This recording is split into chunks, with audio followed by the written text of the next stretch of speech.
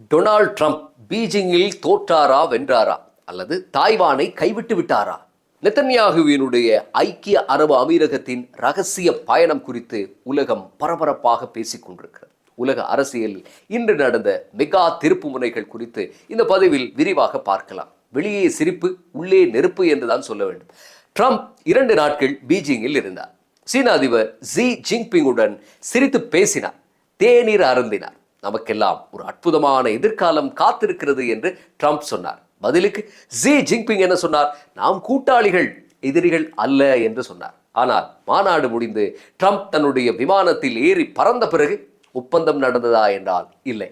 தாய்வானுக்கு ஆயுதம் விற்பது பற்றி என்ன முடிவெடுத்தார்கள் என்று தேடி பார்த்தால் நான் அப்புறம் முடிவு செய்கிறேன் என்று மழுப்பினார்.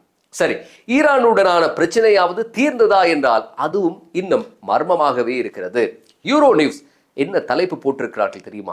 இந்த ஏமாற்றம் அளிக்கக்கூடிய உச்சி மாநாடு ட்ரம்பை மீண்டும் நிஜ உலகத்துக்கு கொண்டு வந்திருக்கிறது என்று தலைப்பிட்டிருக்கிறார்கள். ட்ரம்பும் ஜி ஜின்பிங்கும் அற்புதமான எதிர்காலம் என்று பேசிக் கொண்டிருந்த அதே நேரத்தில் ஹோமூஸ் நீரிணையில் ஒரு கப்பல் சிறைபிடிக்கப்பட்டு ஈரானை நோக்கி இழுத்துச் செல்லப்பட்டது. பேசுவது அமைதி பற்றி, ஆனால் நடப்பதோ போர்.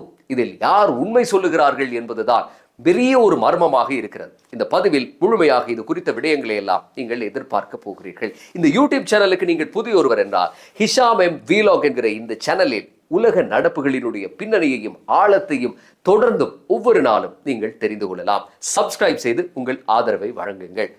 உச்சி மாநாடு முடிந்தது. இப்போது ஒரு சுவாரஸ்யமான குழப்பம் இருக்கிறது. 2 நாடுகளும் 2 வெவ்வேறான அறிக்கைகளை வெளியிட்டிருக்கின்றன. அமெரிக்காவினுடைய வெள்ளை மாளிகை அறிக்கை சொல்வது என்ன தெரியுமா? சீனா 200 போயிங் விமானங்களை வாங்கும். ஹோமூஸ் நீரிணை திறக்கப்பட வேண்டும்.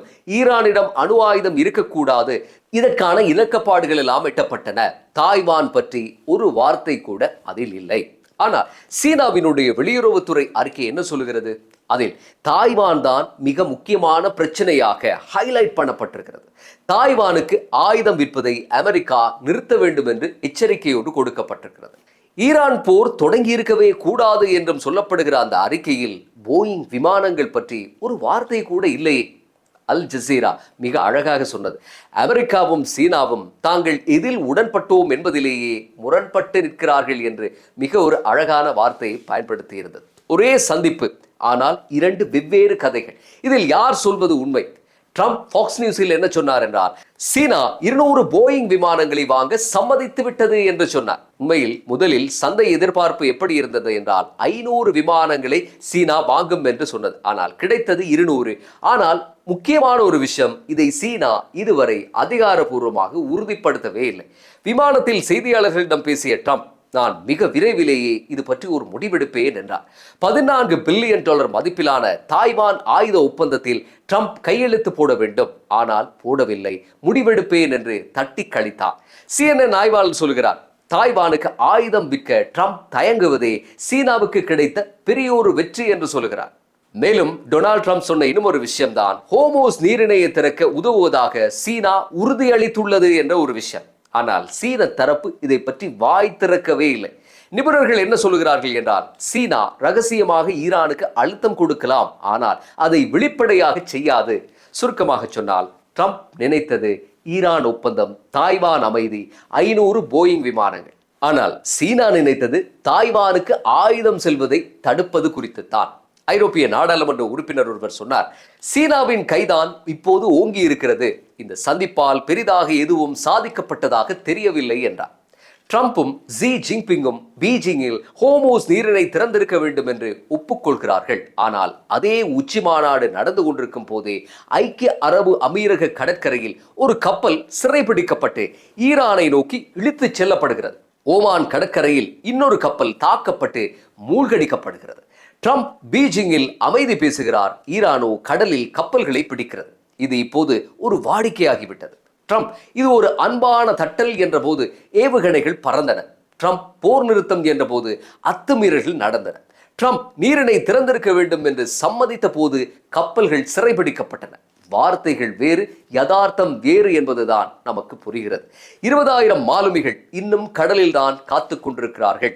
இப்போது மிக திடுக்கிடக்கூடிய அடுத்த பகுதி, ஏற்கனவே நாம் கடந்த பகுதிகளிலும் கூட பேசியிருந்தோம்.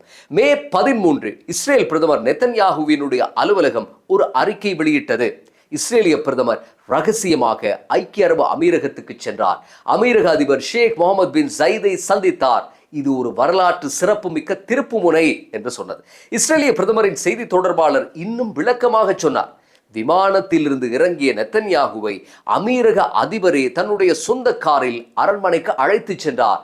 இந்த வியக்கத்தக்க சந்திப்பில் எடுக்கப்பட்ட முடிவுகள் தலைமுறையாக பேசப்படும் என்றார். ஆனால் சில மணி நேரங்களில் அமீரகத்தினுடைய வேம் செய்தி நிறுவனம் இதை ஆணித்தரமாக மறுத்தது. இஸ்ரேலுடனான எங்கள் உறவுகள் எதையும் நாங்கள் ரகசியமாக செய்வதில்லை. இப்படிப்பட்ட பயணங்கள் குறித்து வெளியாகும் செய்திகள் அனைத்தும் அப்பட்டமான பொய்கள் என்றது. யார் உண்மை சொல்லுகிறார்கள்? CBS நியூஸ் ஆதாரங்களோடு உறுதிப்படுத்துகிறார்கள். மார்ச் மாத இறுதியில் இந்த சந்திப்பு உண்மையிலேயே நடந்திருக்கிறது என்கிறது. நெத்தன்யாகு சென்றிருக்கிறார், ஆனால் அமீரகம் இதை வெளிப்படையாக மறுக்கிறது. ஏன் அமீரகம் மறுக்க வேண்டும்?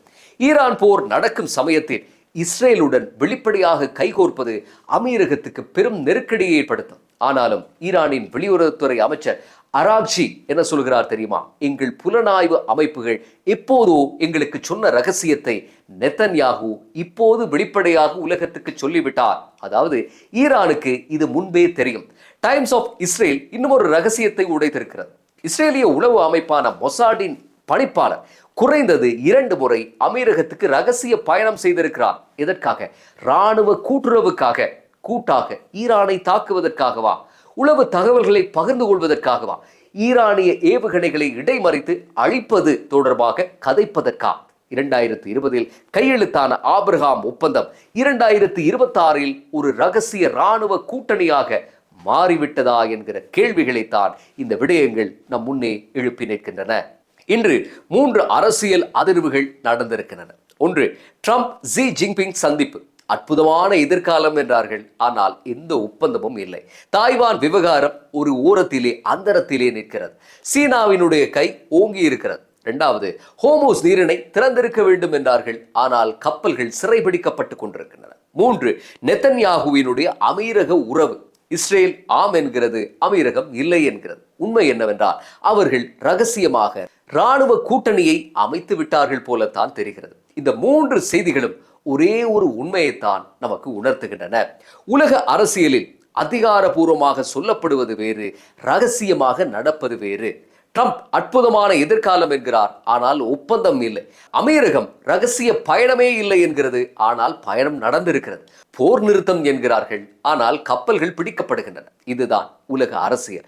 வார்த்தைகள் வேறு, நிஜம் வேறு. உலகம் வேகமாக மாறிக்கொண்டிருக்கிறது, ஆனால் உண்மையை யாரும் வெளிப்படையாக சொல்வதில்லை. இந்த ரகசியங்கள் உலகத்தை எங்கே கொண்டு போய் நிறுத்தும்? காலம்தான் பதில் சொல்ல வேண்டும். மீண்டும் அடுத்த பதிவில் சந்திப்போம்.